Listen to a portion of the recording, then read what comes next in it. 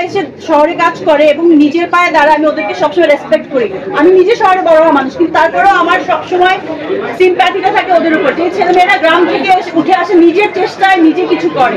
So আমি তাদেরকে respect করি। আর যাদের বাবার টাকা নিয়ে ফুটানি দেখায় আমার ওদেরকে পছন্দ না, ঠিক আছে? কারণ আমি আমার নিজের চেষ্টায় এত দূর আসছি। সো আমি বলবো যে ও যদি এমন হতো, আমাকে অনেক কথা শুনিয়েছে যে আমি তো এরকম সাপোর্ট দিতে হবে, এটা আমি অনেক সাপোর্ট দিয়েছি। একদিন দুদিন এমন হয়েছে যে আপা আজকে পেমেন্ট না দিই, আজকে প্রোডাকশন খরচটা চালাচ্ছি, আমি বলছি ওকে নো প্রবলেম, পেমেন্টটা পরে দাও।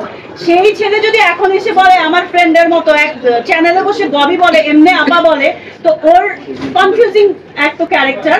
তারপর হচ্ছে আরেকটা বিষয়, আমি এত কিছু বলতেই চাই না আসলে, একজনের এত ক্যারেক্টার নিয়ে আমি কথা বলতে চাই না, এটা আপনারা জাজ করবেন।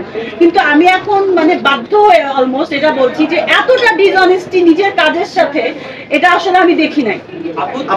স্ক্রিনেও যদি দেখতাম যে ঠিক আছে সুন্দর করে কাজ করতেছে, সবকিছু ঠিক আছে, গান 1-1.5 মিনিটের এত সুন্দর গান, জাহিদ আকবরের রিখা, কোনালাপুর গাওয়া, আরো অনেক ভালো ভালো গান, নতুন মানুষের থেকে টাকা নিয়েও গান নেয়, আবার অন্যদের গান কেটে দেয়, আবার নতুন এমন একজনকে আর্টিস্ট যেটা প্রডিউসার একসেপ্ট করে না, তার থেকে পয়সা নেই। এগুলো তো মানে প্রডিউসার থেকেই আমার কথাগুলো শোনা, আমি তো আর এটা পিছনে লেগে থাকি নাই। ছবিটা দেখে আমি হার্ট হয়েছি, এবং ডাবিং এর সময় আমাকে শুধু ডাবিং এর সিনগুলি দেখিয়েছে, যে পুরো ছবি দেখা যাবে না, পুরো ছবিটাও নিজের কাজের সাথে। আমি শুনেছি পদ্মা পুরুষের 10 বছর ধরে, একটা সিনেমা বানাতে 10 বছর, 3 বছর, 6 বছর লাগে না, যদি এটা ডিরেক্টর প্রডিউসার যদি প্রপার থাকে। এখানে প্রডিউসার টোটালি প্রপার ছিল, টোটালি ইনভেস্ট করেছে এবং টাইম মতো করেছে, তাহলে এটা কেন হলো? এবং আর্টিস্ট যাদের কিছু সবাই হেল্পফুল ছিল, সাপোর্টিভ ছিল। এখন যদি আমার দোষ দেয়, আমাকে বলে প্রডিউসারের দোষ, তারা টাইমলি পয়সা দেয় না। প্রডিউসারকে বলে আমাকে ডেট নিয়েছে 15 থেকে 17 দিন, আমার শুট হয়েছে 6 দিন, কেন 6 দিন? আমার যতটুকু ফুটেজ, আরো ফুটেজ কেটেছে, সেটা 6 দিনের শুট, তাহলে আমি কিভাবে টাইমলি না এসে এতগুলো শুট করলাম? এটা বলেন আপনারা। নারী আন্দোলন আর ফেমিনিস্ট এইসব নিয়ে না, সবাই মিলেই হচ্ছে একটা শক্তি, নারী পুরুষ সবাই দরকার সব জায়গায়।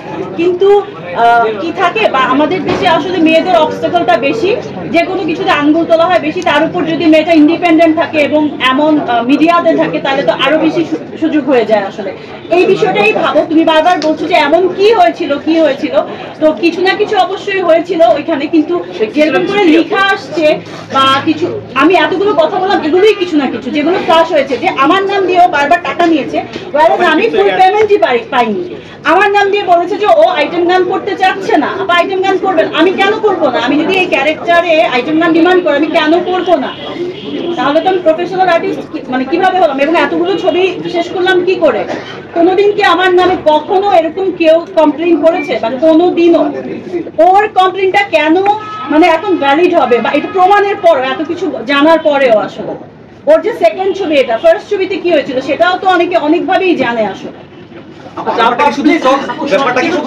নামতে পারবো না, এবং এতটা মানে এত চিপনেসের মধ্যে আমি আসলে যেতে চাই না। আমার বলার আমি সবকিছুই বলেছি আমার মনে হয়, এবং ওনারা চলে আসছেন, ওনারা এসে চলাকালীন তিনি একটা জায়গা কিনেছেন, কেউ কেউ বলছেন এটা ওইটা, কেউ কেউ বলছেন যে এটা টাকাটা ই করে ওইখান থেকে, এটাও কি, এগুলো কিন্তু আমি কিছু সময় আগেই জানা, আমি জানি।